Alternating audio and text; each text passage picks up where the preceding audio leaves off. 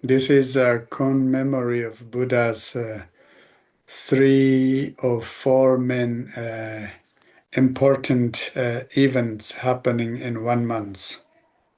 Actually, within like a weeks, 7 days. And today is the full moon.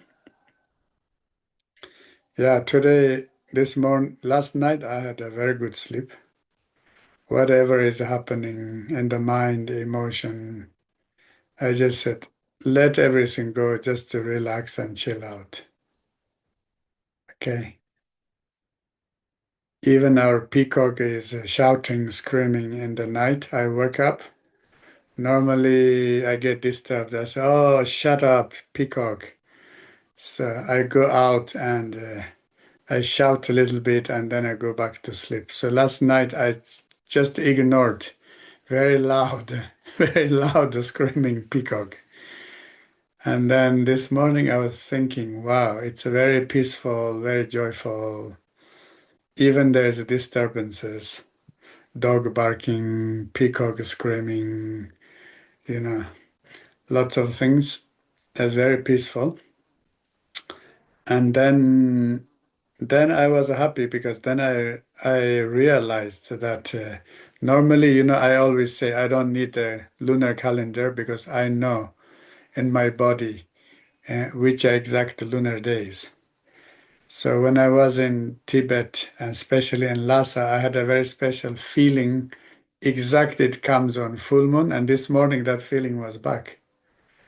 Then I thought, whoa, this is like a kind of nostalgia. I thought since I come here to Europe, to Italy, since when I start to get addicted to pasta, spaghetti, pizza, lasagna, gorgonzola, mozzarella, espresso, cappuccino, cafe latte. It's very good addictions in Italy, right? And start to addict to comfort zones. Then I thought maybe this feeling was lost. Okay, I thought maybe that was kind of disappeared because of external conditions. But this morning when I woke up, that I thought, oh wow. I thought we don't lose anything, we just temporarily freeze it or shut it down or cover it up. Okay. So yeah, I was happy that to reconnect my old, how do you say, organic nature, right? Mm-hmm. Yeah, yeah. Some people they saw my photo when I was in Lhasa and then when I come to Italy. They said, why you gain so much weight? I said, that's Italian fault. That's Italian Italian fault. It's not my fault. Everything's so good, right? To eat and drink. All right. So anyway, even our body is changing and reshaping and this and that. I think our organic nature, organic state as a human, the feeling of what a human is, it always stays the same. I think that's very, very important. Because now, especially, we are facing to a special era. It's called the AI era. Many people are confused and scared, this and that. So it's a new revolution. But whatever happens externally, if our mind stays in the calm, okay, the Muni, Buddha Shakyamuni, Muni means inner silent. If we are internally silent and inner stability, internally, if our mind is stable, right? And if we trust in our own intelligence and wisdom, we don't need to worry much, right? 20, 30 years ago when internet started, many people, they had a panic attack. And then 4G, 5G started, and many people, they had different issues. Do you understand? Each time we humans face for new stuff, and we all get scared and panic attack and so much blah blahs, right? And the great famous Tibetan scholar Gendun Chumpel said, everything old is good, everything new is demonic. In a way, it's true, you know. Some people are scared of AI. They really think AI is a demonic. Okay. But inside, if we have Buddha, external demons can't conquer us. We have to know that. Okay. All right. So anyway, regarding the Vesak today, so today is the, you know, Buddha's this very special days. Actually, normally Vesak happens in April, May, and early June. So now it's kind of last day of May. It's also a very special day for, you know, end of the month. It's called finishing all problems and obstacles, and which is a good day. And then so normally in the Vesak, you know, in Tibet, what people they do is they go to monasteries, offer butter lamps, doing prostrations, and especially circumambulation, like a group walk, right? A group walk. You know, they're going around the monasteries, holy sites, and holy mountains. You know, people go with family members, with elderly people. They are bringing all their kids and their pets and animals, and it's very, very kind of active day in Tibet. And then also there are some doctors are very busy to treating patient for free. So Vesak Day, you know, everything, medicine is free, treatments are free, and so on. And then the monks and the nuns and yogis, they have spiritual rituals. Lots of rituals are going on, mostly the rituals connected with Buddha Shakyamuni. And then it's called the dana practice. Dana practice is generosity. So, you know, or organized or by yourself, buying food. So if you're living in a city, it's good you buy food and give to the homeless people, right? If you're living in a city, if you know there's a homeless area, you buy food, okay? Don't buy only healthy food, okay? So vegans, don't say, oh, you know, everybody have to eat only vegans. If you really want to offer some food, you can ask them what do you want to eat. Whatever they want to eat, if you can buy some food and offer to them. Okay, so that's called the dana, offering the food, you know, giving the food and giving clothes, whatever people need. You know, it's a kind of dana practice day. And then another thing is meditation day. You know, many groups they do group meditation because today is the special day that the Buddha did the meditation, he got enlightened. So the best day for meditation. And that's why in the Tibetan tradition we call them bumjur, means whatever you do is become 100,000 times. Okay? So there is a joke. You know, when we do the Ngondro, we have to do 100,000 prostration, 100,000 recitation of mantras, 100,000 reciting refuge, bodhicitta. And then some people says, okay, I wait for Saka Dawa day, and then I just do one, and then it become 100,000 times. And then the master says, you have to do Ngondro 100,000 times, right? But not included Sagadawa, not the Vesaka day. So that's why whatever you do, you virtues, also if you make a wish, it multiplies, okay? So try to have a good wish and good vision and try to be optimistic about your future, okay? If you're worried about AI, try to be optimistic. You know, we will not become slaves of AI. We should become the master of AI. And if you are disturbed by political situations, this and that, so you can make your wish and you can be still optimistic. Okay? Should be a good day to really start to think more positively about the future of humanity, future of our planet, and the future of ourselves. Okay?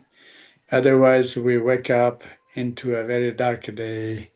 You know, it's, oh no, again, another like terrible day. How you know it's terrible? right? The day is not started yet. You just woke up. Do you understand? So that's why what we think about our day, what we think about our future, what we think about today or tomorrow is very important. And normally, what we think about today or tomorrow, it's a continuation of what we have experienced yesterday or the past, right? Because present is an expansion of the past, and the future will be an extension of this present. So that's why whatever past you had, don't worry, don't get stuck there. Okay? If you had a nice life, it means you have a good karma. If you have had a bad experiences, it means you had a good lesson. It's always good. Okay, you had a good life or good lesson. It's always good. It's really true. Do you understand? That's why I really don't get stuck with negative things. Don't extend negative things. Just extend the positive things. Okay? And that is the foundation of everything. So regarding that, I want to tell you the Buddha Shakyamuni's 12 activities or 12 event, Zapa journey. In Tibetan, we call Zapa journey means 12 activities. So I would like to share this story a little bit, okay? And so when we learn about Buddha Shakyamuni in these 12 points, it talks all about his life. So first one is called Buddha's past, one of his past life. The last one, he was in a heavenly realm. Okay, it's called the Ganden, Tushita. He was in the paradise of Tushita, and he says, I will finish my life there in the paradise, and I will go to the human realm, okay, come to our planet. So that's the first one. It's called the Ganden de Neni Poezapa. Okay, so in a way, Buddha gave up that heavenly or paradise lifestyle. He ended that, and he knew he needed to help humans, and he decided to finish that life, and he come to in our planet. That's first one, okay? And then the second one is called the Yumjel Humshupin Zappa, means his mother, Mahamaya, means the great magic. Buddha's mother was called the great magic. And so she got pregnant, okay? And so she had a special dream. She dreamed a very amazing white elephant, and that white elephant is full of lights and very like majestic. And then she dreamed it. That elephant entered in her body. Somebody says in the heart chakra, somebody says navel chakra. So anyway, she had that dream. And then when she woke up from that dream, her mind was in a very like a meditative state. Okay, with joy, pleasure, and clarity, and so on. So that's called the Lumshupa, means Buddha entered in mother's womb. That's his second activity or the event. And the third one is called the Kutamba, means his birth. He was born, right? So everybody knows Buddha's birthplace was Lumbini in Nepal.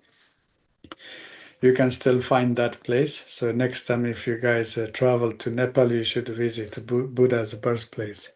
So he was born in the Lumbini, and Buddha's mother was a queen, and while she was traveling somewhere, so she gave the birth on the journey, right? Mother was resting on the tree, so she had maybe the muscle contraction, and then there she gave the birth. And as a newborn baby, Buddha started to walk, right? Buddha started to walk on the floor, a walking baby, And every step he took, there's like every flower came up, right? So that's his third, how do you say, miracle or activity. We, in our humans, we know we start everything from birthday, right? Somebody was born in this day like this. So Buddha had two activities before he was birthday. He finished one of his life and then he chose his mother's womb and he come back and then third one is birth. He was born. So this Saka Dawa also Buddha's birth months, right? So we normally celebrate birthday, but in the Buddhist tradition they celebrate that birth year, birth months, and the birth week and birthday. Okay, so this is his birth months. So that's why Sagadawa, you have to. The reason why I'm saying it, you should think more optimistic about the future, about yourself, about everything, because today we should learn the lesson from Buddha. Buddha was born, and you can give a birth of new yourself. Do you understand? If you are facing difficulties, pain, complications, whatever, just think carefully, make a new decision, and start your new life. All right. So that's the his third activity, and then the fourth activity is Buddha. When he was young, actually, Buddha was a very active and very kind of active and sporty young boy. Okay. Of course, he was a prince and he did a lot of activities and sports, and he was very, very talented young boy. So that's considered his fourth activity in the life. Okay. And then number five, the fifth is Buddha got married. So his father said, "You will be the future king and you have to marry." So I think it's more family arranged marriage, and Buddha got married. So Tsummo Korchi Roli Zappa means then he had a wife and then he had all his retinues and so on. That's his number fifth activities. And then number six is, he got married and then his wife got pregnant and then baby was born and then Buddha decided to become a monk. So that's number six. Okay. So you see a little boy was born and then he became a very talented and very sporty, very active, dynamic young boy. And then he got married and then he became a father and then he decided to become a monk. Okay, so and then what he did is because the reason he became a monk is he discovered human suffering, four types of suffering: suffering of birth or rebirth, suffering of disease, suffering of aging, and suffering of death. Okay, four major human sufferings.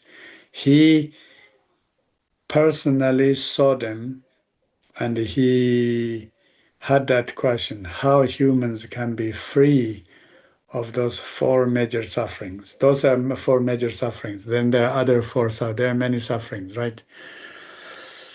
And all the suffering of suffering, and suffering of change, and the pervasive suffering, there are another three divisions. So Buddha said, I want to find a solution, antidote for suffering. And he knew the most powerful way to discover the method is to meditate. So that's why, and in order to meditate, so he had to make a strong decision. So he was ordained, right? Become a monk. That's number six. And then number seven, he did 6 years of meditation under a Bodhi tree. Okay, 6 years, 24/7, day and night. Okay, no food, no drink. He was meditating. So that's the number seven, 6 years of meditation. And then number eight is so he enlightened under that Bodhi tree. So that one, and today actually also the day of enlightenment. Okay, Buddha was enlightened, and yeah. And then that's number 8. And number 9 is he had to subdue the maras. Okay, maras. He had to free himself from lust or desire and from anger and aggressions. Right? He was challenged by the maras, the all the maras, like demonic forces. They are shooting him with arrow, throwing the swords and spears, and all these things. When close to Buddha, they all become flowers, right? So actually, anger and aggression could not challenge him. And then the Maras, they send their daughters, very well dressed and very attractive way. And also they couldn't subdue him. So that's why it's called the Dundulwa, means subduing the demonic power or demonic forces, right? So come over from both inner obstacles and outer obstacles. So that is also today. And then that's number 9. And number 10 is then he got enlightened. Number 10 is in got enlightened. And number 11 is he gave Dharma teachings. Okay, he gave Dharma teachings. And first, his Dharma teaching is called the Four Noble Truths, the truths of suffering. Okay, we know about that, what suffering is. Physical suffering, emotional suffering, right? Today, many of those sufferings are called the mental or emotional disturbances, right? Or mental disorders or emotional disorders, emotional dysregulation. Those are called the sufferings, right? So Buddha said suffering is true, but it's not suffering just because of your karma or somebody punish you. That's why you are suffering. You are suffering because there is a true cause and condition for the suffering. Okay, origination of suffering. So if suffering has a causes and conditions, it means also there is a solution, right? So if you apply the antidote of suffering, you can be free from suffering completely. So it's like a disease. So firstly, don't deny that you are sick. Secondly, try to understand why you are sick. And third one, find a solution. What is your treatment, right? And last one, you get free from that disease. Do you understand? That's why in our time, suffering we have to see as a disease. Okay? According to Buddha, we are all patient. We are all suffering. Suffering is a disease. So that's why we need to be humble in front of suffering. Right? It's not, oh, I'm okay, everybody's suffering, I'm suffering too. That means it's stupid, right? If you are suffering, why you maintain you are suffering? Because nobody likes suffering. Nobody enjoys it. Okay, so that's Buddha's first teaching. And then he did a second teaching with different teachings. And then his last teaching, and then the last one also is called the Paranirvana. So number 11 is his teaching. The first teaching is Four Noble Truths. And then the last one, the number 12, is his paranirvana, means when Buddha passed away. Before he passed away, he gave his last teaching. Okay? He gave his last teaching. And last teaching is called Four Mudras. Okay? Four mudra is called Nduchi Tamchil Mitakpa. Remember that. Everything have created by conditions are impermanent. Okay, everything is impermanent. Nothing is permanent. That's why even you are having a problems, don't worry. Problems are impermanent. Do you understand? As the Buddha said, everything is changing except the change. Duchi tamje mitappa. Everything is changing and transforming. So that's why you can change yourself too. You can transform yourself too, right? Physically, emotionally, mentally, psychologically, spiritually, change is possible. Change is actually our nature. Do you understand? And then second one is Sakchi Tamche Dungawa. Everything that you emotionally entangle, it's a suffering. Do you understand? Everything that emotionally you are entangling in, or emotionally you are engaging, that you don't understand, that you can't process, that is called the suffering. Okay?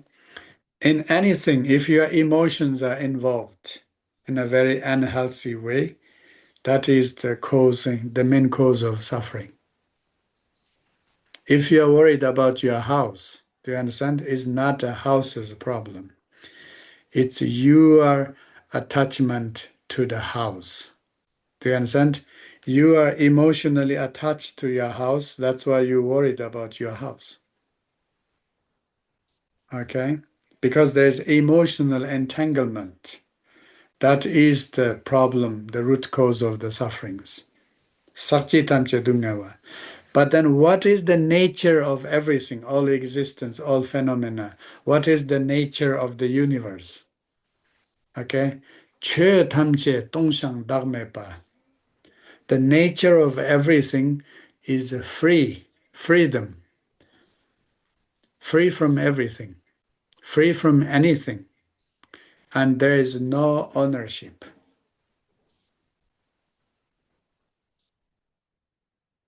If you are in a relationship struggle, you should think carefully. Or you try to own somebody, or somebody try to own you emotionally, right? Emotionally. And that part is becoming the problem. But then what can be a real good, a natural, organic relationship, right?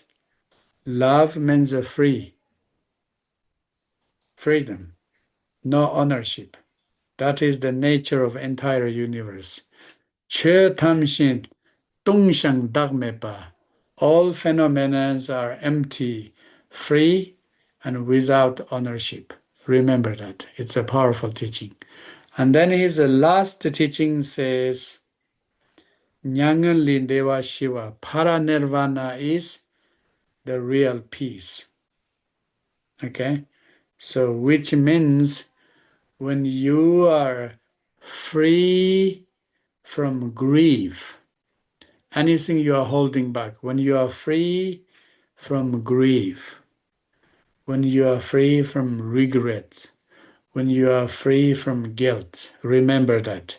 Grief, regret, guilt. Okay? Something happened in the past, that's why I'm blah, blah, blah. When you are completely free from all those things, from the past memories, from past traumas and dramas, and that is called the real inner peace. Okay? Remember that.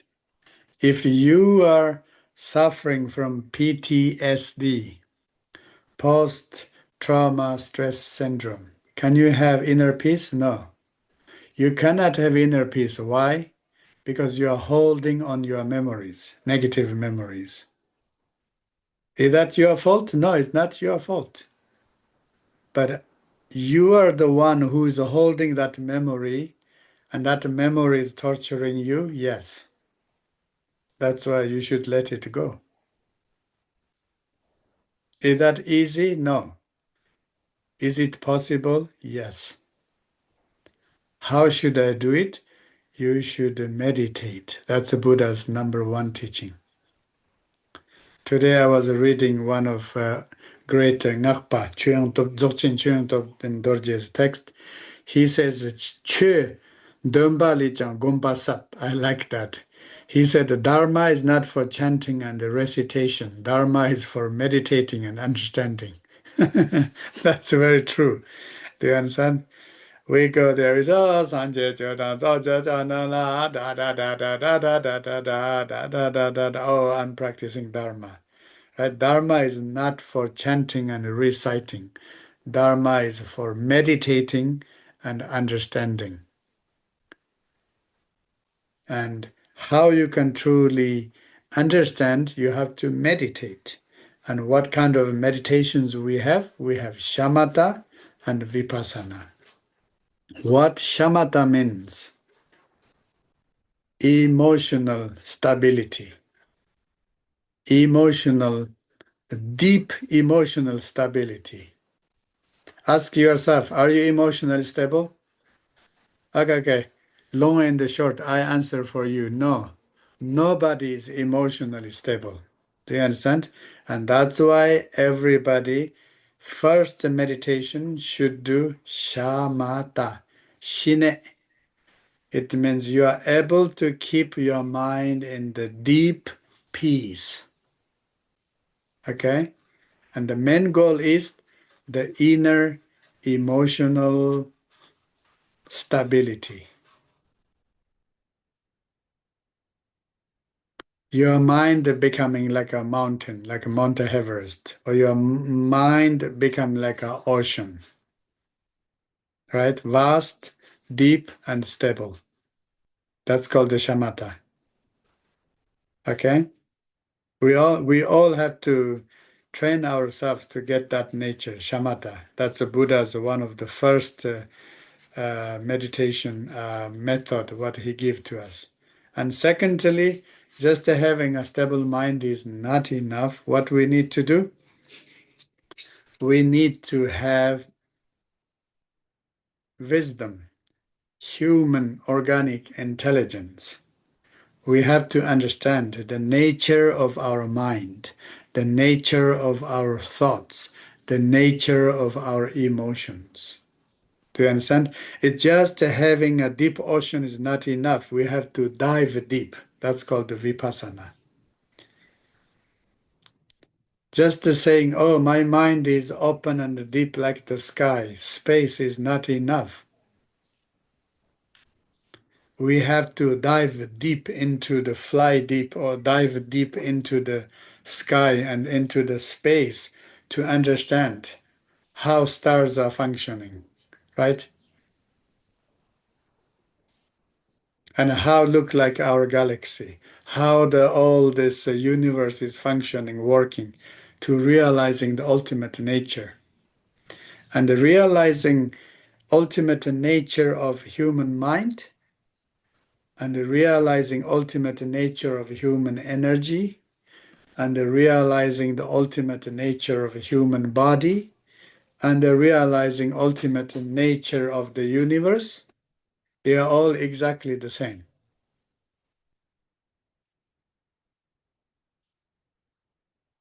Because each of us in this body, right? Don't say, oh, I'm just a person. No, you're not just a person. You are the extension of the universe. And what you carry in your body, in your energy, in your mind, in your emotion, you carry all about the universe.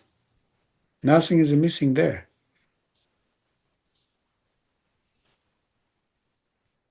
Do you understand? Why you get depressed? Why you worry too much? Why you are so unhappy? Because you are not seeing your own nature, right? You are not seeing your own nature. That's why Buddha Shakyamuni, right? The prince Shakyamuni, he awakened. He got enlightened. What he knew is his body, his energy, his mind, entire universe, there's no separation. They are all free, open, and universal. And energy flows there. That energy is called love and compassion, help and support, give and care. That's all about our human nature. And that's why then people call them Buddha, means awakened one, right? And then Buddha told to us, what did the Buddha say? What did the Buddha say? Buddha told us, please wake up. Do you understand? If you want to know what Buddhism is. Buddhism is a wake-up call. So from now on, each time if you see a Buddha's image, it doesn't matter, Buddha Shakyamuni or other Buddhas or Bodhisattvas, what they are telling us is, they are saying, we try to pray to the, oh Buddha, oh Muni Muni Maha Muni, so please bless me, please bless me, please bless me, please bless me. And all Buddhas, images, tankas, statues, whatever we see, they are begging to us, okay? They are begging to us to say, please wake up. Please wake up from your confusion. Please wake up from your misery. Please wake up from your fear. Please wake up from your depression. Please wake up from your delusions. Please wake up from your regret. Please wake up from your guilt.